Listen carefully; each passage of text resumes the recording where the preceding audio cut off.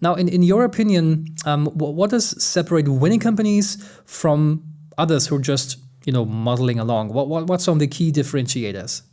Yeah, it's a great question. And so I would imagine many C-suite executives are wrestling with that all the time. Yeah. And that muddling along descriptor, if I were to translate that into some sort of like objective meaning, it would be sort of the stable, continuous sort of plodding management of short-term, relatively predictable, slow growth, mature business, right? And so if I envision a firm muddling along, it's this quarter looks the same as last quarter, this year looks the same as last year. We're not changing the company much, maybe battling commoditization trends incrementally and just trying to nip and tuck to sustain the business, and maybe returning some money to shareholders incrementally, right? Worse things can happen, but that also kind of seems like there's more to be gained, and something you'd like to try to push for more with.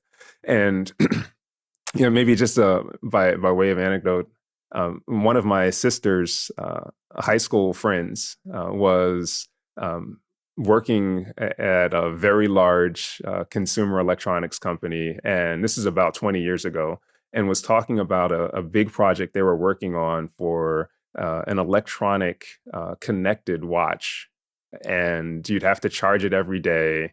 And I heard about this at some point, after maybe soon after market introduction. I thought that was kind of stupid. Like my watch, I don't have to charge it ever. I just I just wear it. It works. It tells my time. I don't need that. And fast forward, now 15, 20 years later, it's an indispensable part of my wardrobe and my healthcare practice, right? That's how I see my behavior and how it aligns with those sort of balancing behaviors that I talked about earlier.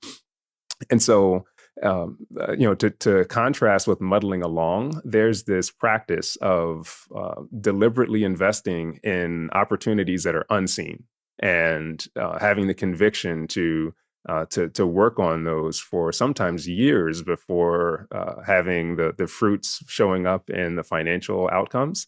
It's exactly analogous to the farmer that's planting seeds, spending time tending, fertilizing, watering, and then the harvest comes. And so this idea of like longer term management with a short term operational discipline is very important, and it's easy to risk too much focus on the shorter term activities and counting the cobs of corn or the bushels of wheat and how many of those did you get, and having that be the focus versus prospecting for the most effective fields. Right, I guess, and maybe one of the most important, maybe not the only one, but one of the most important disciplines in there, in that is to have actually proper foresight. Be it corporate foresight, strategic foresight, but not making it too complex. I mean, of course, there is disciplines out there that suggest you do, scenario analysis and then project things into the future, 20, 30, 50 years or whatsoever. That's you can do that, but it's getting kind of complex. But at least some sort of continuous foresight capabilities actually is fundamental to maybe steer some of the work and some of the things you invest in the portfolio. And specifically now with the coming end of the pandemic in 2023, hopefully, we can observe, of course, a fundamental shift in how companies operate, how consumers behave, and most likely the opportunities now are quite different than they were back in, let's say, 2016, 17, 18, or even 19.